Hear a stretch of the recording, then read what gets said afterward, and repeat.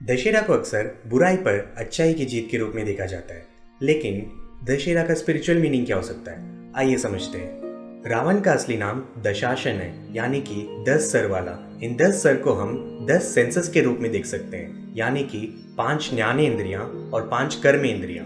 रावण अपना जीवन सेंसस के आधार पर जीता था, यानी कि अपने बॉडीली नीड्स को फुलफिल करने के लिए जीता था। ऐसे जीने से हमारे अंदर अहंकार पैदा होता है और रावण उसी अहंकार को डिनोट करते हैं। ठीक उसके ऑपोजिट श्री राम के पिता राजा दशरथ, जिनके नाम का अर्थ है एक ऐसा व्यक्ति जिनके कंट्रोल में 10 रथ है। राजा दशरथ एक दिव्य अवतार के पिता हैं। ये इस बात को डिनोट करता है कि जब कोई अपने 10 सेंसेस को कंट्रोल कर लेता है, तभी वो अपने अंदर के आत्मा को अनुभव कर सकता है, यानी कि श्री राम आत्मा है। इसी तरह हम सीता माँ को मन के रूप में समझ सकते हैं। जब तक मन आत्मा से जुड़ा रहेगा, तब तक जिंदगी में आनंद बना रहेगा। तभी श्री राम और सीता माँ को हमेशा एक सुखी और संतोष जीवन जीने के रूप में दिखाया गया है। लेकिन जैसे ही मन आत्मा से ध्यान हटा के बाहरी दुनिया यानी कि मटेरियल वर्ल्ड पे ध्यान देने लगता है, तो जीवन में दुख आने लगता है। इसे ही रामायण में सीता माँ को एक सुनहरे हिरण से आकर्षित होने के रूप में बताया गया है। श्री राम माता सीता को समझाने की कोशिश करते हैं, लेकिन वो उनकी बात नहीं मानते।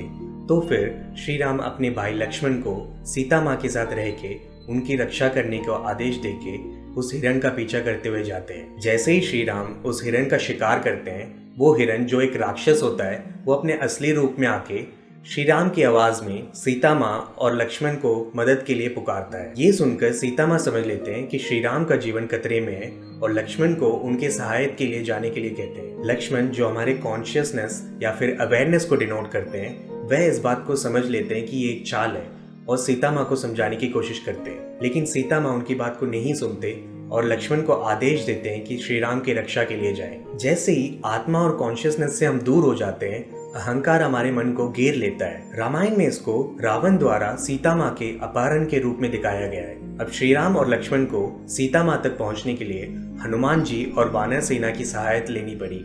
अगर हम योगा की टर्म्स में देखें तो प्राण शक्ति यानी कि हमारी सांस बहुत इंपॉर्टेंट होती है। यहाँ तक कि हमारे माइंड को कंट्रोल करने के लिए हमें पहले प्राण शक्ति को काबू में लाना पड़ता है। हनुमान जी वायुदेव के बेटे हैं, जिससे हमें समझ आता है वो प्राण शक्ति को डिनोट करते हैं। इस प्रकार हनुमान जी जो प्राण शक्ति है और लक्ष्मण यानी कि चेतना की मदद से श्री राम यानी कि आत्मा 10 सर वाले रावण यानी कि अहंकार को हरा के सीता माँ यानी कि मन से मिलते हैं। तो आप भी प्राण शक्ति और चेतना की मदद से अपने अंदर के रावण को हराकर श्री राम और सीता माँ को मिलाइए। ऐसी एक और वीडियो में मिलते हैं, तब तक के लिए दशहरा की हार्दिक शुभकामनाएं।